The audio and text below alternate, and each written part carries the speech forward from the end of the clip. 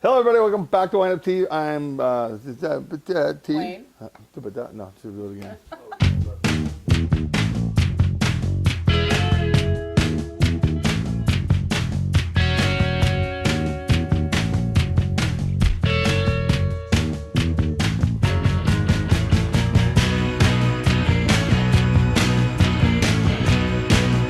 Hello, everybody. Welcome back to Wine Up TV. I'm your host, Wayne, with my lovely Camille, my hostess with the mostest, Gonzalez.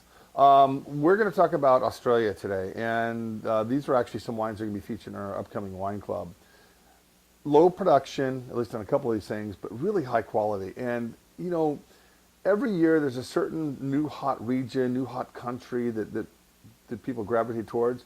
I remember in the late 80s, all throughout the mid to late 90s, Australia was just the hottest thing, and things kind of died down a little bit. Now, of course, the Chinese, I can't get enough Penfold 707, 407, 389. I do have 2 bottles of the Penfold 620, $1,200 a bottle.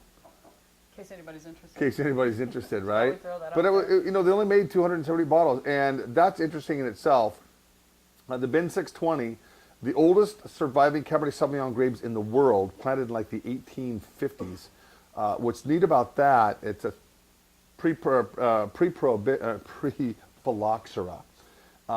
What's neat about that is the last time they made a Penfolds Bin 620 was 1966, the year that Slim was born. So, you know, let's flash forward that 45 years later, 46 years later. It's pretty cool. All right, so the 3 wines we're going to talk about today, all Shiraz-based wines. The first one, the Taltarni Shiraz from Victoria. It just, these wines, guys, you know, don't overlook them. They're just wonderful examples of how good Australia still is and continues to be. This is about $11.99 a bottle. The T Series Victoria Shiraz 2008. Most of this is going to my wine club. I think I have an extra case left. Yeah. So not much. Simple label, but I like the label. I like the wine. So yesterday we had a rep come in, Chris Kinney, to taste us on wines that we wanted to put in our wine club. We don't just look down a list, say, oh, this is a good price, this looks like He brought a good gang wine. of wines. He brought Yeah. like 30 wines. Yeah, we seriously taste through all of them and handpick all the wines that are going to go in the wine club. They're not wines that you're going to see at Safeway or anything like that. They're special wines and a unique opportunity to try some great wines through our wine club. What if they live in Florida? They don't know what Safeway is. What do you have in Florida? Yeah, I don't know. Well, wherever. All right. They're not going to be at Costco. No. You won't find them at the Piggly Wiggly. How The about that? Piggly Wiggly. I like that. Or the Winn-Dixie. Or the Winn-Dixie, yeah. But you know, these are just a nice entry-level Shiraz with a lot of depth, a lot of character. What I like about them is the length and the fruit component. Shiraz, Syrah is grown so much differently. You know, down in Australia, they have like 40 million year old alluvial soil deposits. And when you start thinking about 40 million years old, then it takes, what was it, 1,000 years to make 1 inch of soil. But what is it making? It's all space dust coming down. It's all wind driven, volcanic activity blowing like Mount St. Helens here, 1980. Thank goodness we had the first initial eruption was an eastward blow. So it put like 5, 6, 7, 8 inches of ash all over Yakima. It made it look like it was completely nighttime during the day.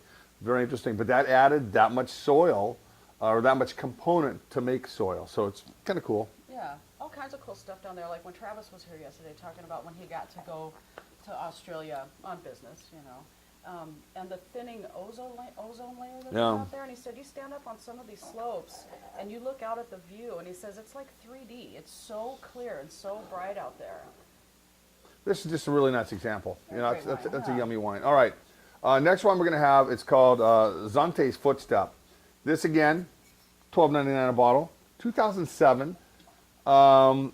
All I have left is 8 cases. I bought 6 of them for my wine club, so there's just a little bit left. This is a single site Shiraz Viognier. So it's 95% Shiraz and 5% Viognier, which is very typical of the addition of Viognier just for little flavor components. But just a really nice wine. South Australia, I like a group of mates, all local grape growers and winemakers. Just started picking some grapes and making some wine. This is their 5th vintage. So it's not, they haven't made a lot of this stuff over the years. But the 2007, so it's got a nice bottle age. I think it's drinking really good. Yeah, we actually opened these yesterday when they were here and tasted them real quick before we did the show just to see, and these are holding up really good. I think this one might even be a little better than it was yesterday. And for those of you that don't know, Viognier is actually a white wine grape, and it was developed for blending with Rhone varietals. This has got white pepper. It's got great dark fruit components, not overly oaked, mild. It's got some nice acidity to it, a lot of guts to it. I'll tell you guys, try to hunt this down. This is, you know, for the money, it's right on the money. All right. There's even some concentrated fruit in the end. It's really just juicy and yummy at the end there. Okay, well, this one here yesterday kind of blew me away. This is about $18 a bottle. So let's go on the little higher end tier in our wine club. Yes and no. I mean, you know, we're gonna rethink all this stuff. But again, I think there's 5 or 6 cases this left. This is Priorat Shiraz, or Portrait. Excuse me. I'm thinking Portrait. Spain. Priorat. Portrait Shiraz. You want to tell them a little bit about this wine? Yeah, You know what's cool? What's really cool about that? So I worked at Mondavi back in the mid-'90s, and Opus One across the street, you know, they have the portrait, the side portrait of Baron Rothschild and Robert Mondavi. And that's very, very similar, which I think is really cool on a label. This is 2009 Barossa Valley. So it's one of the most prominent places to grow Shiraz. So a little story about Peter Lehman, a grower at one point, not making much wine, mostly selling his fruit, had some gentlemen's agreements, just handshakes agreements for fruit. And these guys backed out of it, and they were going to buy some other fruit. So he went around and bought up all the fruit that he could. I love that guy. So that the rest of them, you know, couldn't make wine out of anything else, and he started making wine and bottling it and selling it, true to his own personality, though. Deep with character and very nice wine. Did you just make that up? I did. His own personality, deep with character. These wines are nice, spicy, jammy, and it smells, you know, it's got that really earthy, typical Barossa Valley Shiraz smell. So, you know, try to hunt some of this stuff down. Oh, no. Try to hunt some of this down. So it's been pretty cool putting the wine club together this month for wines from Australia, because I researched all the regions that these wines come from, the history and the culture, and learning about really the British invasion. We're not talking the Beatles, but back in the 1800s, all the penal colonies that were established there. Yeah. And through that and uprising, upheaval, you know, they became their own little sovereign states and stuff, and then agriculture, and it's mostly all coastal. Australia is such a huge continent, and so much of it is just, you can't even survive in it. It's just bare and empty. But like the Aborigines, they've traced them back like 60,000 years living on that continent. Wow. Yeah.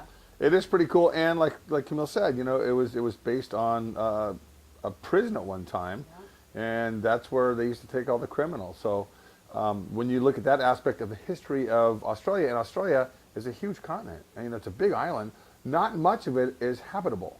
So when you're talking about Australia, you're talking about the southwest, east, and all along the coastline. But when you go up and over, you know, you have Ayers Rock in the middle, but there's nothing in the middle of Australia. It's just all desert, scrub land, and it's just very interesting. And if you want to learn more about the history, join our wine club. Oh yeah, our wine club. We're going to be, guys, pay attention to this. We are releasing a video, animated video, probably tomorrow. Okay, all right. Right? Thanks to Mark's brilliant. Oh, Mark's brilliant. With the Slim, animation. we couldn't do this without you, man. Good to see You're you, awesome. Mark. All right, cheers, guys. And remember, drink lots of Australian wines are awesome.